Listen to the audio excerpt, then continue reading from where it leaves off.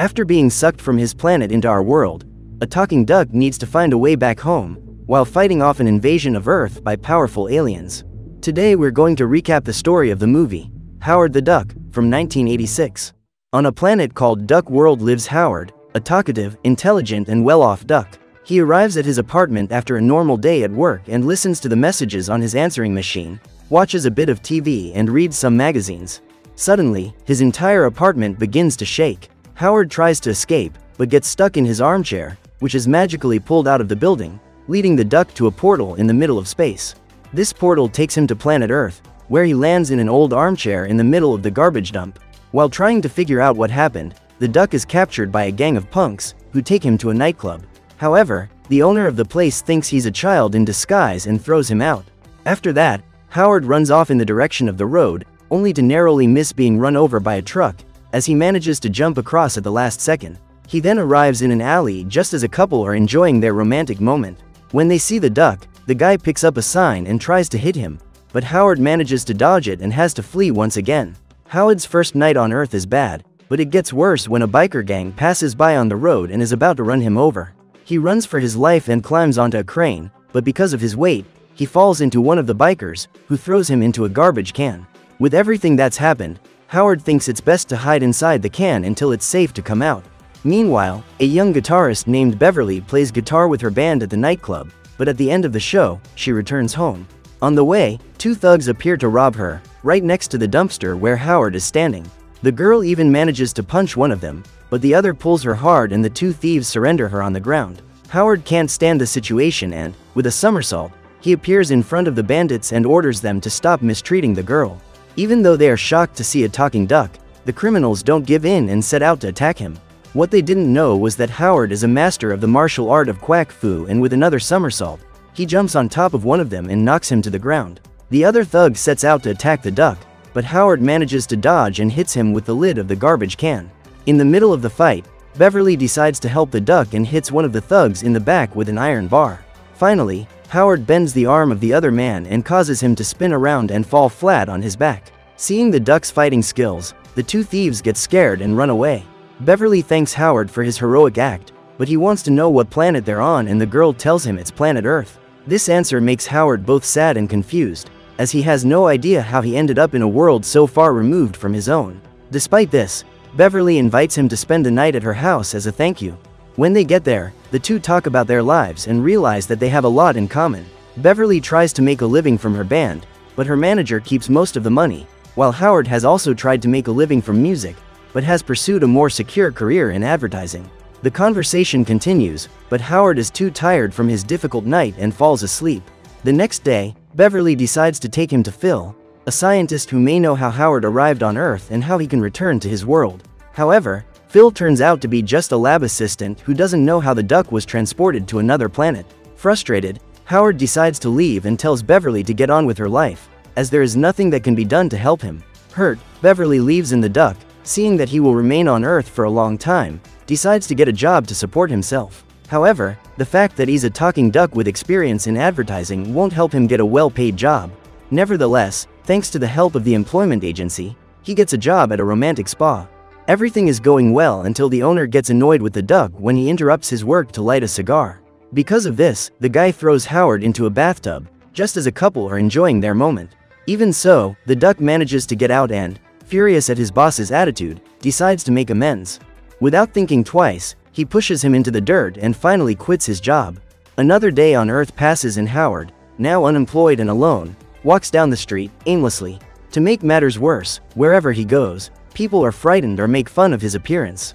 When evening comes, Howard stops in front of a store and sees on TV how humans treat ducks. Instead of being intelligent beings like in his world, the birds are the target of hunters, who attack them for sport. Frightened by this, Howard runs away and ends up in the same dump where he fell when he arrived on Earth. Nearby is the nightclub where Beverly sings with her band, so the duck goes there to apologize to the girl. However, during the show, he finds the band's manager sitting in front of the bar.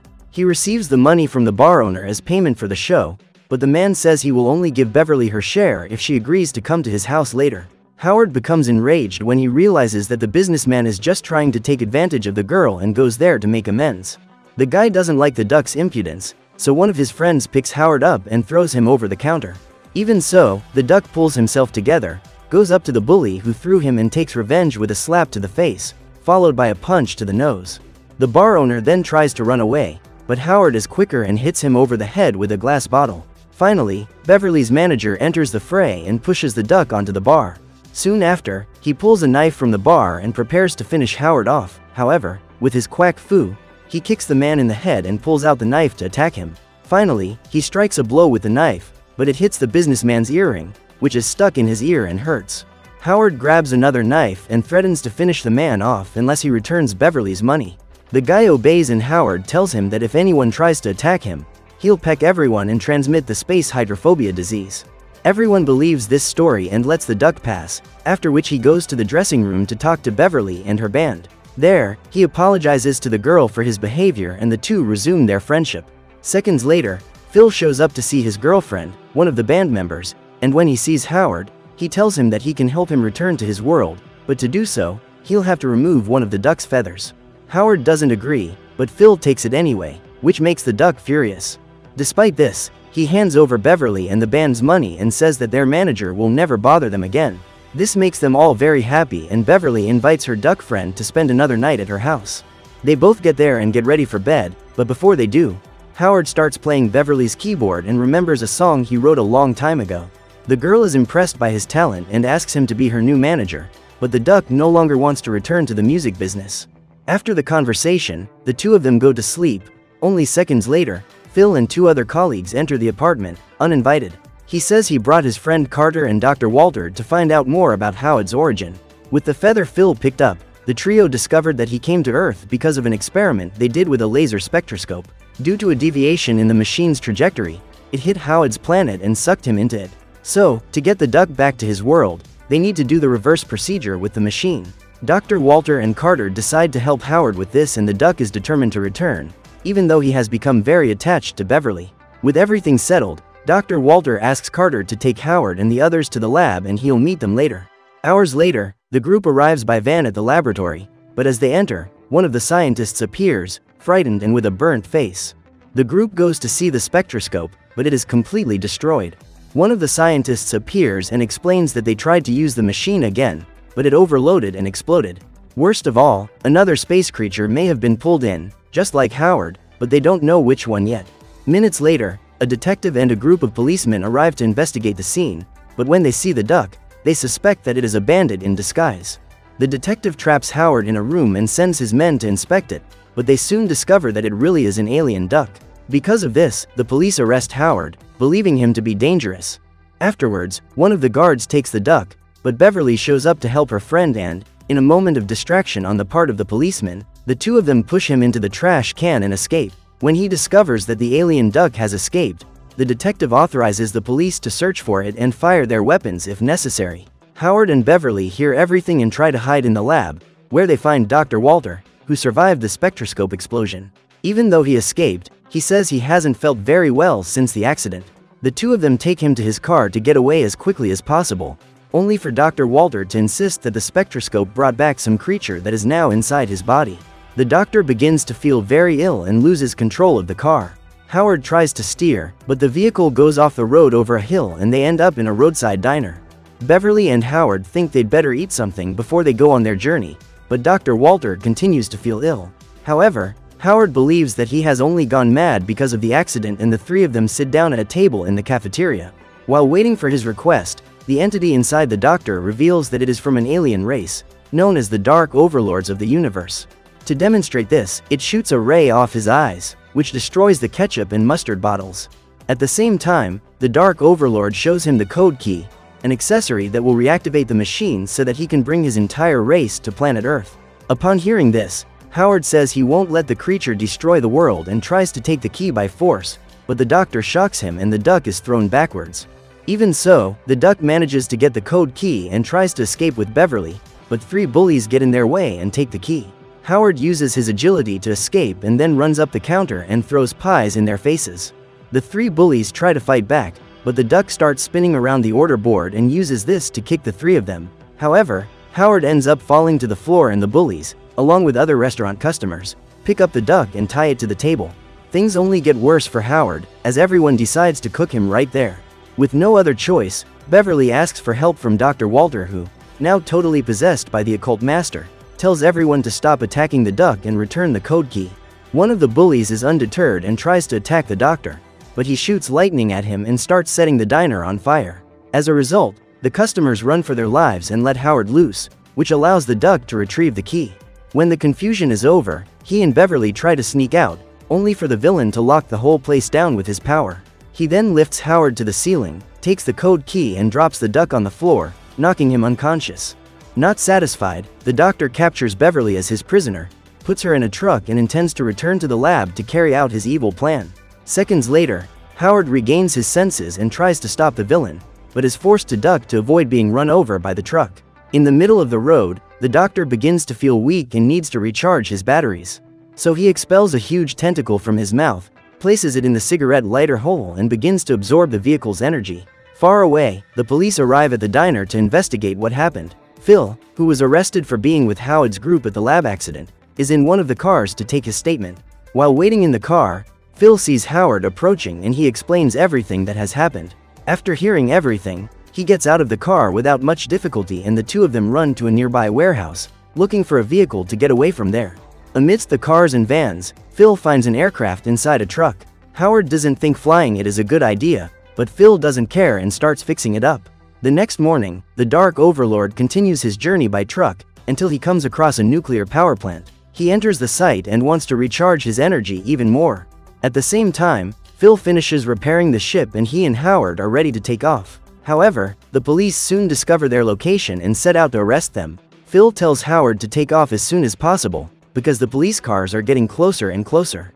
Although unsure of his flying skills, the duck manages to get the ship off the ground and the two set off in search of Beverly.